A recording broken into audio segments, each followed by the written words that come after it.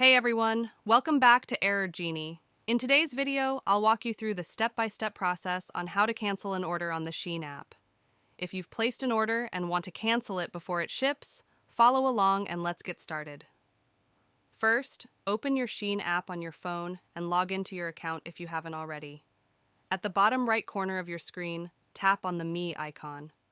Once in the Me section, look for the Orders section and click on View All to see all of your orders. In the list of your orders, find the specific order that you want to cancel. Next to the order, you'll see an option to cancel order. Tap on that button to cancel the order. You can only cancel the order if it's still in the processing phase. This usually lasts up to 3 business days.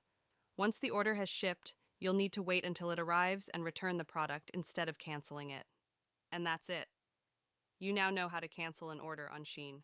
If this video helped, make sure to like, subscribe, and hit the bell icon for more easy tutorials. Thanks for watching, and I'll catch you in the next video.